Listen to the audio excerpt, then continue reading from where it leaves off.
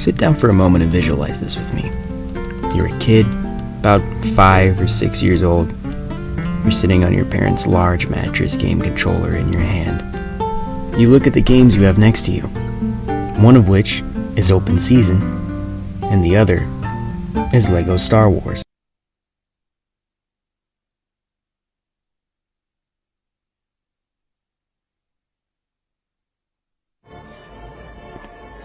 Hold on a second. This is the complete saga. The Lego Star Wars I'm talking about is this one.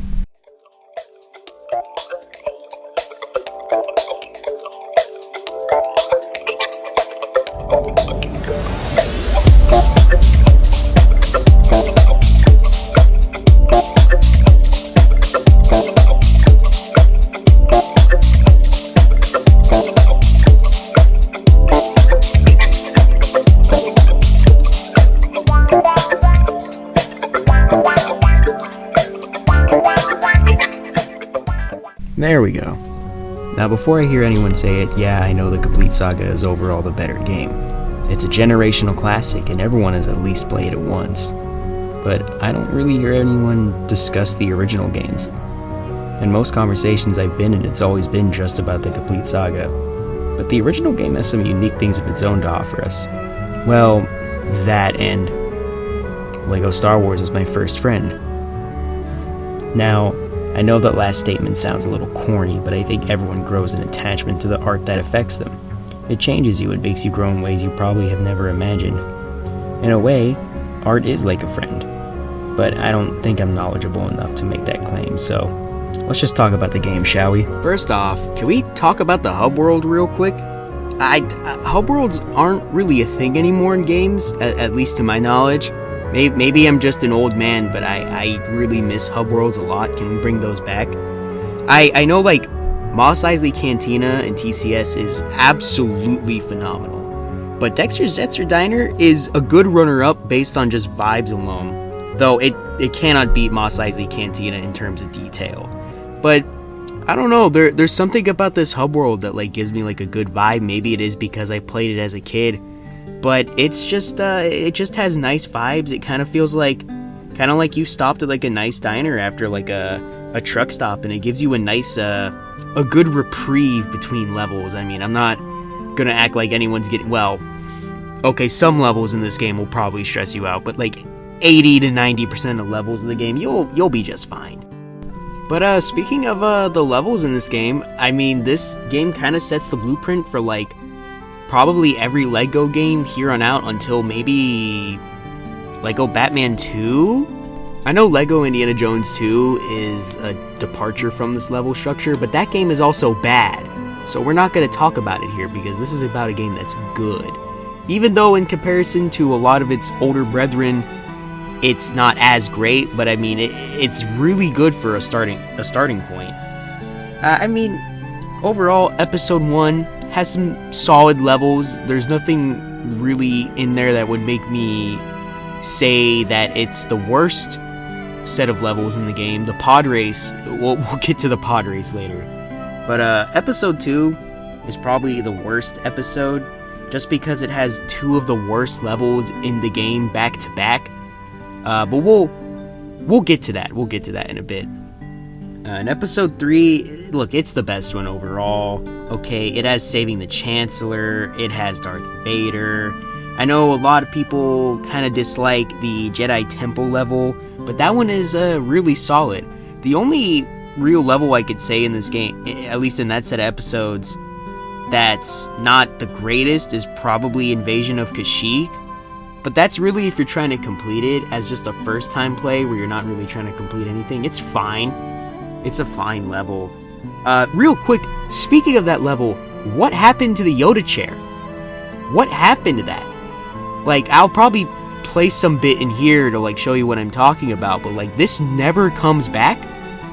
And I want that back because I like Yoda. He's like one of my favorite characters in all of Star Wars, but he is not fun to play in most of these Lego games because he moves at like 1 millimeter a second. So they gave him the Yoda chair to like actually move. even in combat, he moves really slow in comparison to like all the other characters, and it's a little frustrating. It's just a little frustrating.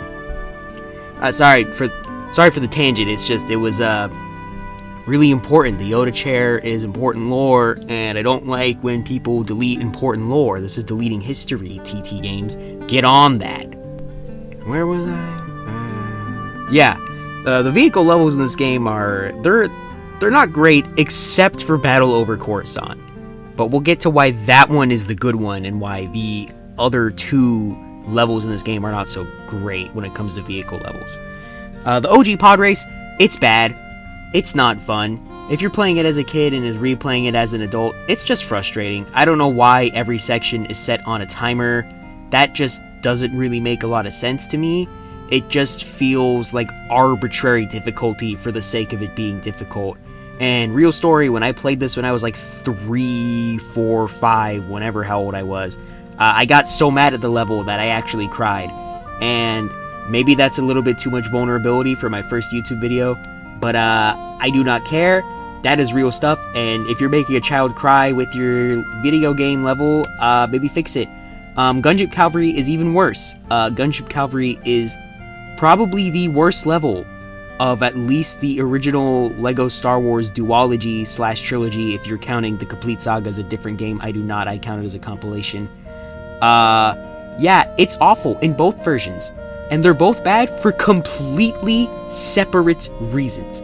And it's so weird to me how it's like most of the levels are improved, the bad ones in that game, except for like some minor inconsistencies, but that one just sucks. That one just sucks in general. Gunship Cavalry is not fun. I never enjoy it, ever. But Battle Over Coruscant is fine, because it does essentially what the rest of the good levels in this game do, and that is make it simple.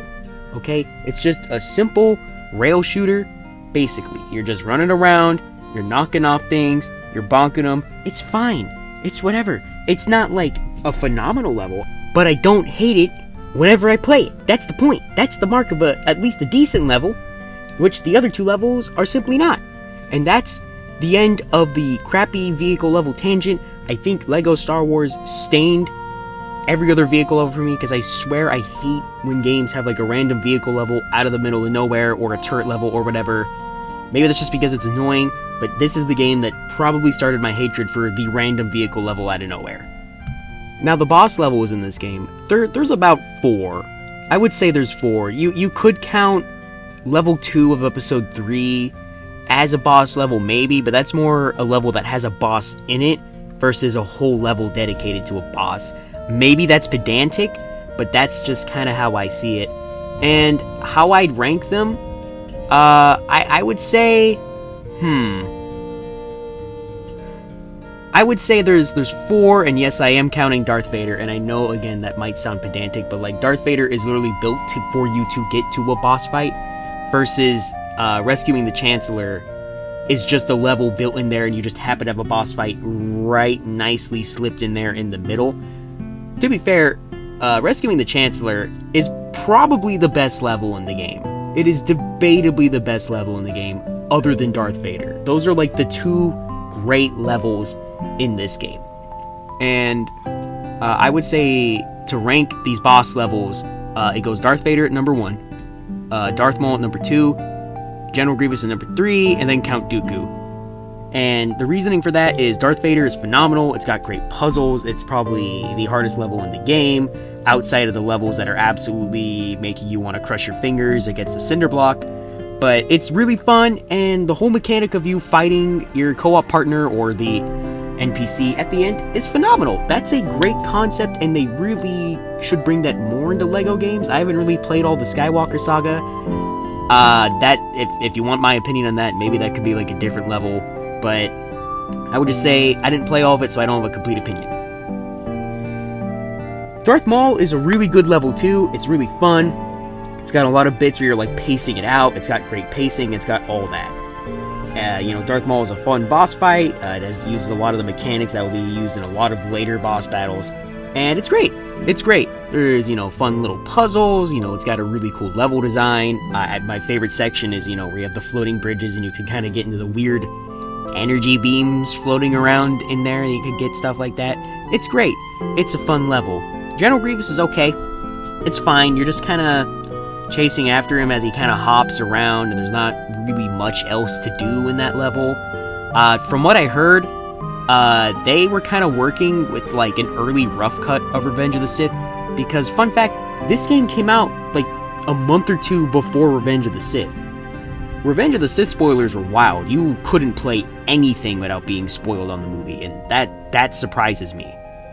Like, I'm surprised that they were so, what's the opposite of frugal? They were so willing to just put all that out there before the movie even came out. Like, I was 3 when the movie came out. Sorry to make some people watching this feel old, but how did that feel? I wanna know how that feels, like, to have all that out there before, like, anything comes out, like, just major spoilers.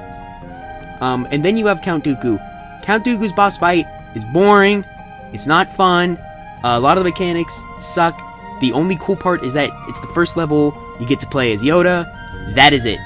A lot of the mechanics suck. It's not even better in Lego Star Wars The Complete Saga, because I think they just kind of understood that they had a dud. They had a complete dud on their hands when it comes to this boss level. And that's fine. They understand they have a boss level, and it's dud, but whatever, I guess. It's just not fun. It's really boring. One of the coolest things that is in this game that I experienced as a kid, is probably the first time I experienced it, was the bonus level.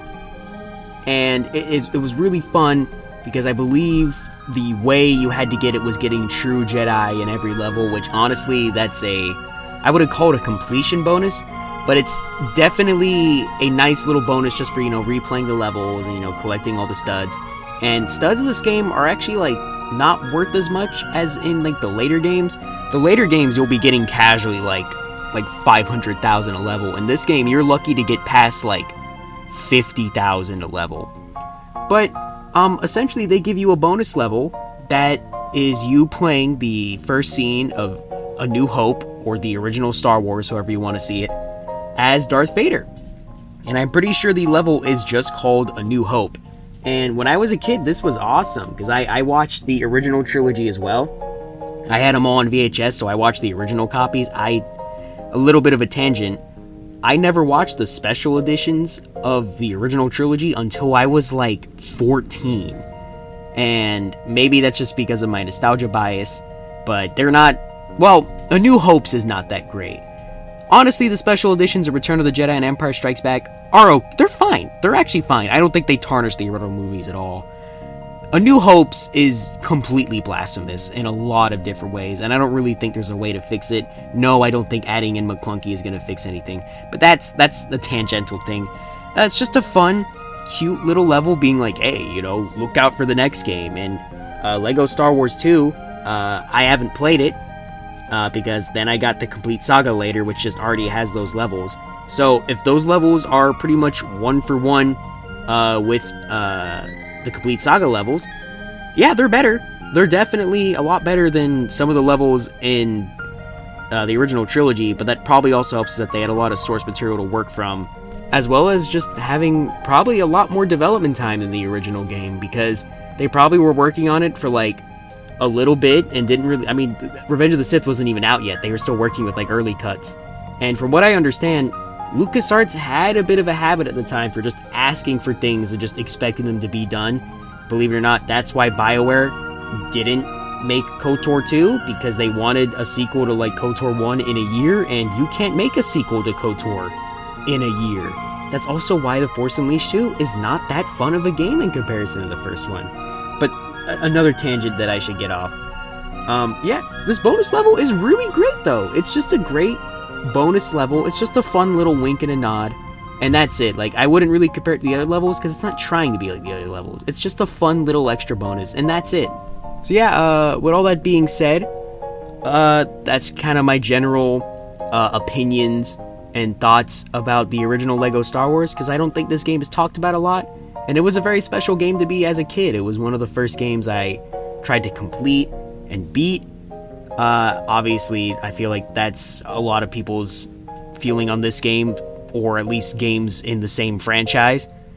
And let me know your thoughts below, how you feel about the structure, because the first half was a little bit more scripted on purpose, and the later half is more unscripted, more bullet pointed, and I'm just kind of rambling my own thoughts. If you think this is kind of annoying, that's probably completely reasonable because my voice is kind of annoying. So yeah, that's all I really have to say. Enjoy your life.